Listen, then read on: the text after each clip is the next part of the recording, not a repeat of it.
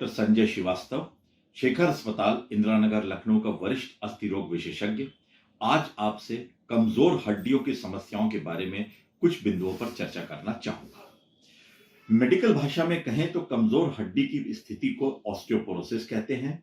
ये क्यों होती है, इसके क्या लक्षण हैं, इनसे बचाव के क्या उपाय हैं और क्या उपचार इनके लिए मददगार होता है, बस इस विषय पर कुछ जानकारी आज मैं आपको प्रदान करता हूं।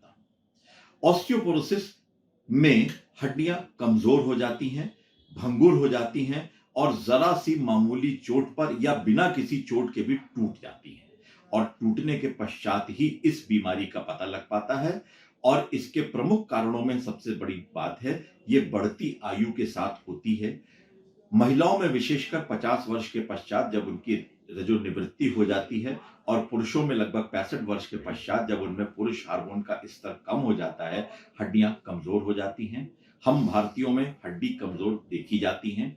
इसके अलावा यदि आपके परिवार में या वंश में कमजोर हड्डियों की समस्याएं चली आ रही हैं, तो आपको भी कमजोर हड्डी की समस्या हो सकती है। यदि आप बहुत ज्यादा तनावग्रस्त रहते हैं या आराम तलब जीवन शैली के आदी हैं, उस परिस्थिति में भी आपकी हड्डियां कमजोर होती हैं। आप अत्यधिक धूम्रपान, मदिरापान या कोका कोला जैसे पेय पदार्थों का सेवन करते हैं, तो भी हड्डियां आपकी कमजोर होती हैं।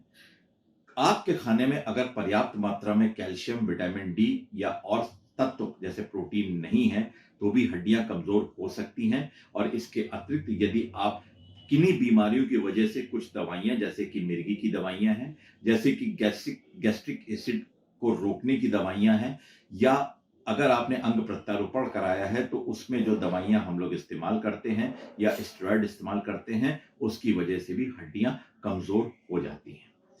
लक्षणों की अगर हम बात करें तो ऑस्टियोपोरोसिस की ये बीमारी अक्सर बहुत बाद में पता लगती है, इसीलिए इसको हम लोग अपनी भाषा में साइलेंट किलर कहते हैं, क्योंकि इसका पता ही तब लगता है जब हड्डी टूट जाती है और आप एक्सरे कराने जाते हैं, तब दिखता है कि आपकी हड्डियां अत्यधिक कमजोर हैं, जिसकी वजह से ये चटक गई हैं या टूट गई हैं। जांच और इसके अतिरिक्त आपको कमर में, पीठ में, हड्डियों में दर्द हो सकता है। उम्र के बढ़ने के साथ साथ आपकी ऊंचाई या लंबाई कम होती जाती है, जिसकी वजह से आपको कमजोर हड्डियां टूटने की वजह से ऊंचाई गिरती जाती है, वो भी एक लक्षण होता है। जांच के तौर पे इसमें एक्सरे है, बीएमडी टेस्ट है और सबसे बढ़िया होता है डेक्सा स्कैन, जिसे हम लोग अपनी भाषा में गोल्ड स्टैंडर्ड कहते हैं। इससे आपकी हड्डियां कितनी कमजोर हैं इसके बारे में, उनके घनत्व के बारे में पता लगता है और आपको इस बीमारी के बारे में पुख्ता जानकारी हम लोग को मिल जाती है। बचाव की बात करें तो सबसे पहले इसमें इंपॉर्टेंट होता है आहार यानी खाना।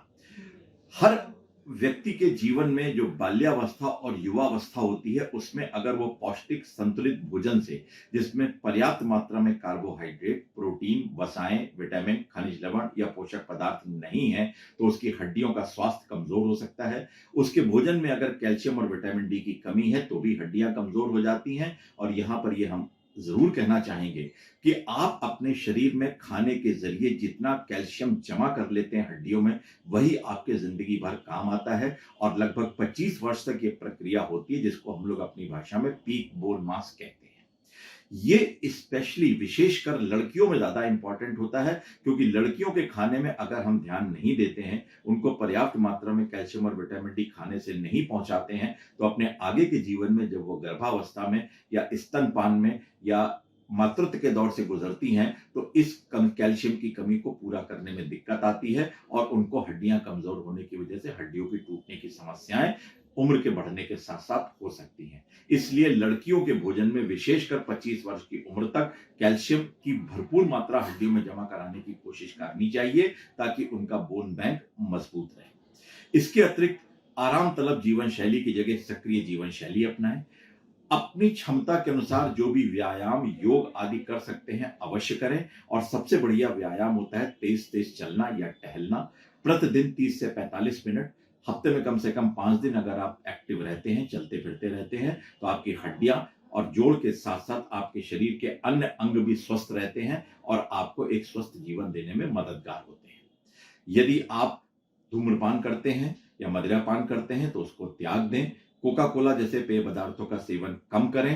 तनाव मुक्त रहने की कोशिश करें और कोई भी दवाइयां किसी भी रोग के लिए अपने डॉक्टरी चिकित्सकीय परामर्श के बगैर मत लें, वरना वो आपके हड्डियों के स्वास्थ्य को प्रभावित कर सकती हैं। और यदि लक्षणों से और जांचों से आपको ऑस्टियोपोरोसिस का रोग प्रकट होता है, तो आप उसके लिए अपने खाने में कैल्शियम और विटामिन डी की मात्रा सूर्य की रोशनी से, भोजन से या दवाओं से अवश्य लें। कुछ दवाइयां भी हैं जो हड्डियों के क्षरण को रोकती हैं या नई हड्डी के बनने में मददगार होती हैं। उनको अपने अस्थि रोग विशेषज्ञ से सलाह कर ले, ताकि आपकी हड्डियां और जोड़ स्वस्थ रहें और आप अनावश्यक रूप से बेवजह हड्डियों के टूटने, चटकने से होने वाली अस्थाई या अस्थाई विकलांगता या कभी-कभी असामयिक मृत्यु के से न पीड़ित हों। इन छोटे-छोटे टिप्स में, जिसमें विशेषकर आहार और व्यायाम पे मेरा बल है, इसको अगर आप अपने जीवन में अपनाते हैं, तो स्वस्थ हड्डियों के साथ, मजबूत हड्डियों के साथ एक आप सकारात्मक, सार्थक जीवन में सक्षम हो सकते हैं। यही मेरा आज आपसे आग्रह, अनुरोध और प्रार्थना है कि अपने हड्डियों के स्वास्थ्य के लिए अपने आहार को पे ध्यान दें और एक सक्रिय जीवन शैली अवश्य अपनाएं। धन्यवाद।